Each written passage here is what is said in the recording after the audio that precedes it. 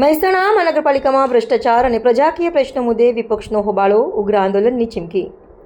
સામાન્ય સભામાં રજૂઆત સાંભળ્યા વિના મેયરસભા છોડીને ચાલી જતા વિપક્ષ નેતા અમિત પટેલના પ્રહારો, કચરો, ડામર, રેનબસેરા અને રોડના કામોમાં ભ્રષ્ટાચારનો આક્ષેપ મૂક્યો હતો. મહેસાણા મહાનગરપાલિકાની તાજેતરમાં યોજાયેલી સામાન્ય સભામાં શહેરના પાણી પ્રશ્નો અને કથિત ભ્રષ્ટાચાર મુદ્દે વિરોધ પક્ષે આકરા પ્રહારો કર્યા છે. કોંગ્રેસ પક્ષના નેતા અને કાઉન્સિલર અમિત પટેલે મેયર સોનલબેન ઓઝાને લેખિત આવેદનપત્ર પાઠવીને પાલિકા વહીવટદારો સામે ગંભીર આરોપ લગાવ્યા છે.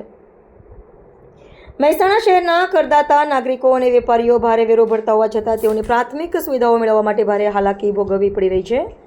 તારીખ 31/7/2026ના રોજ યોજાયેલી સામાન્ય સભામાં જ્યારે વિપક્ષ દ્વારા પ્રજાના સાચા પ્રશ્નો અને ભ્રષ્ટાચાર અંગેનો આઈનો બતાવવાનો પ્રયાસ કરવામાં આવ્યો, ત્યારે માનનીય મેયરે આ બાબતની ગંભીરતા નોંધ્યા વિના સભા સ્થળ છોડી દીધું હતું. મેયરનું આ વલણ દર્શાવે છે કે તેઓ પણ આ વહીવટી ભ્રષ્ટાચારને સ્વીકારી રહ્યા છે અને પ્રજાની તકલીફો પ્રત્યે સંવેદનહીન છે. આઇકોનિક રોડ અને ડામરમાં ભ્રષ્ટાચાર. શહેરમાં આઇકોનિક રોડ અને ડામર કામગીરીમાં મોટા પાયે ભ્રષ્ટાચાર આચરવામાં આવ્યો છે.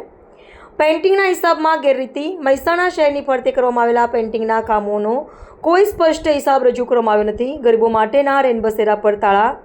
લાખો રૂપિયાના ખર્ચે તૈયાર કરાયેલ રેનબસેરા ખરેખર જરૂરિયાતમંદ ગરીબો માટે ઉપલબ્ધ જ નથી. જાહેર મિલકતોનો દુરુપયોગ. કોર્પોરેશનની સરકારી અને જાહેર મિલકતો પર કોન્ટ્રાક્ટરોએ કબજો જમાવી પોતાની પ્રાઇવેટ ઓફિસો બનાવી દીધી છે. પાણી ભરાવી અને કચરાની સમસ્યા. ચોમાસામાં વરસાદી પાણીના નિકાલની યોગ્ય વ્યવસ્થાનો અભાવ તેમજ કચરાની હાથલારીઓને સફાઈ કામગીરીમાં ગંભીર બેદરકારી સામે આવી છે.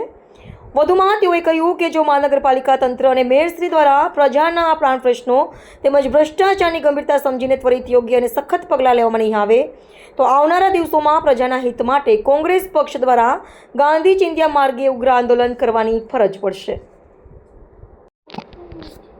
મહેસાણા અને રાજ્યના વધુ તાજા સમાચાર માટે અમારી MPS ચેનલને સબસ્ક્રાઇબ કરો, લાઇક કરો અને શેર કરવાનું ભૂલતા નહીં.